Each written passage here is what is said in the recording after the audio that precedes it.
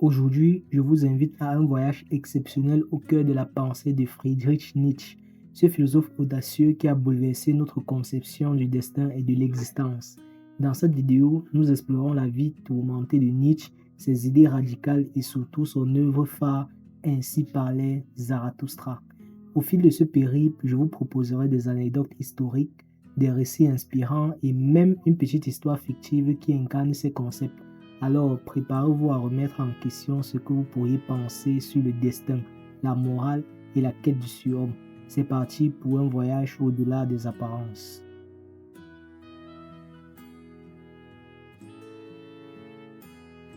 Né en 1984 en Prusse, Friedrich Nietzsche grandit dans un univers où la rigueur religieuse et les valeurs traditionnelles dictaient la vie quotidienne.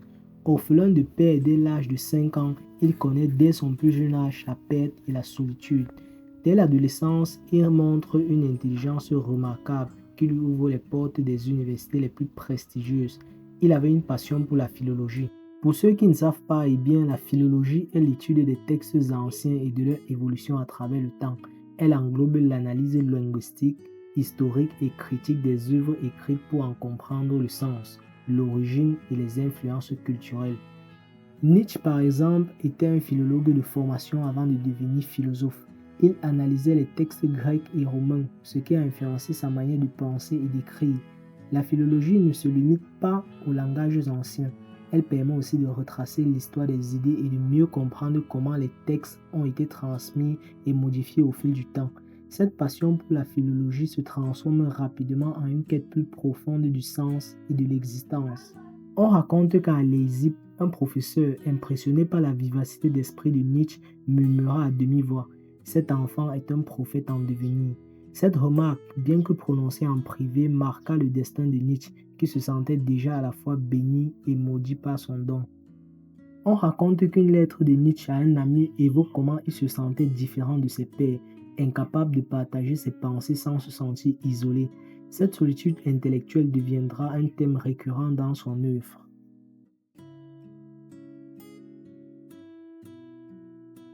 Nietzsche n'a jamais cessé de remettre en question les fondements même de la morale et de la religion.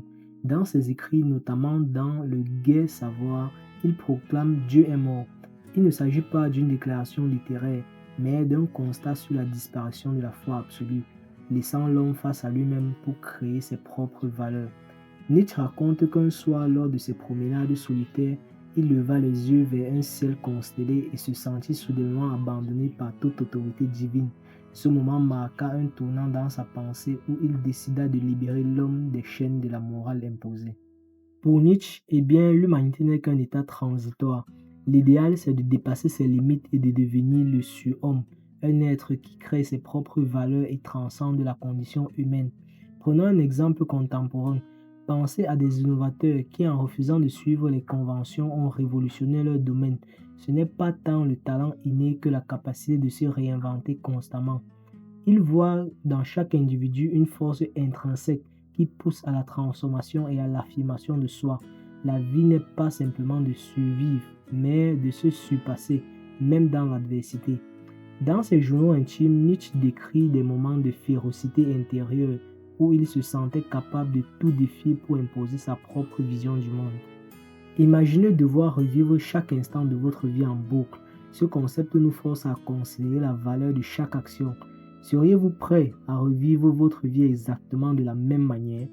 Lors d'un de ces rares instants de lucidité, eh bien, Nietzsche se demanda s'il accepterait de revivre ses erreurs et ses triomphes, une réflexion qui le hanta jusqu'à la fin de ses jours.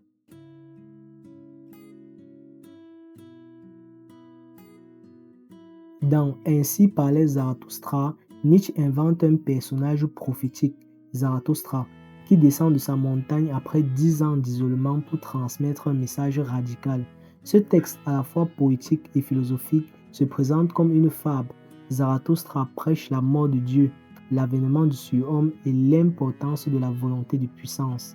L'homme est une corde tendue entre l'animal et le surhomme, une corde au-dessus d'un abîme. Ce passage nous interpelle en suggérant que l'humanité est en transition, qu'elle doit continuellement se dépasser pour atteindre un idéal supérieur. Imaginez un personnage fictif, Julien, un cadre en perte de repère dans une société conformiste. Un jour par hasard, Julien découvre un exemplaire usé de Ainsi parlait Zarathustra.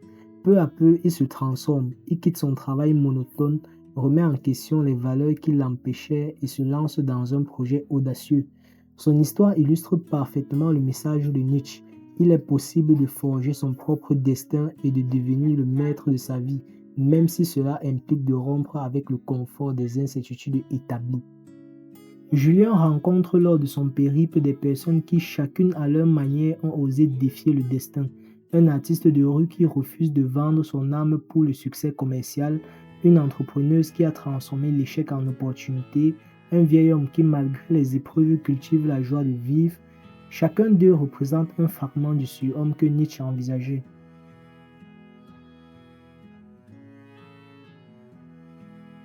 L'œuvre de Nietzsche a suscité autant d'admiration que de controverses. Bien souvent, ses écrits ont été récupérés à mauvais escient. Par exemple, certains groupes ont interprété son concept du surhomme pour justifier des idéologies extrêmes, alors que Nietzsche prônait avant tout la libération individuelle. Les philosophes comme Albert Camus, Michel Foucault et même des écrivains contemporains continuent de puiser dans ces idées pour questionner notre rapport à la morale et à l'existence. L'impact de Nietzsche va bien au-delà de la philosophie. Il a influencé la littérature, l'art et même la psychologie. Sa vision radicale incite à remettre en question non seulement les valeurs établies, mais aussi à embrasser le changement et l'évolution personnelle. Une anecdote célèbre raconte comment, lors d'un débat universitaire au début du XXe siècle, un professeur affirma que Nietzsche était trop radical pour être compris. Pourtant, des années plus tard, cet étudiant est devenu l'un des penseurs les plus influents de sa génération, prouvant que la compréhension du destin évolue avec le temps.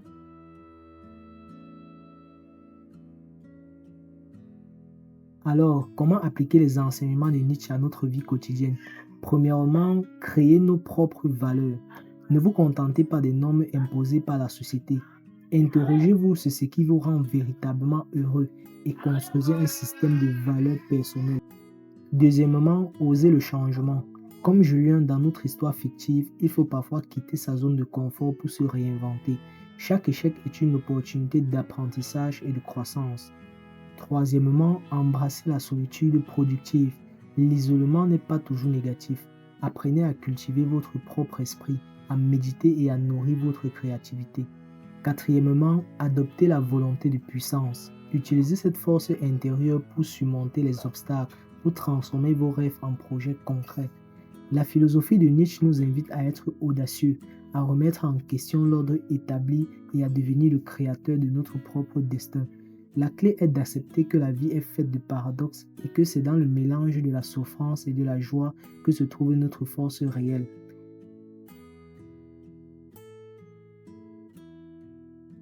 Au terme de ce voyage à travers la vie et la pensée de Nietzsche, nous réalisons que le destin n'est ni figé ni prédéterminé. Il est le résultat d'un équilibre subtil entre nos choix, nos expériences et notre capacité à transformer chaque instant en opportunité. Nietzsche nous enseigne qu'en acceptant nos erreurs, en embrassant la solitude et en osant créer nos propres valeurs, nous pouvons devenir des véritables architectes de notre existence. Alors, êtes-vous prêt à rejeter les carcans du passé et à écrire votre propre destin? Partagez vos réflexions dans les commentaires. Abonnez-vous pour ne manquer aucune de nos explorations philosophiques et souvenez-vous, le destin est entre vos mains. Merci de m'avoir accompagné dans ce voyage et à très bientôt pour de nouvelles aventures de pensée.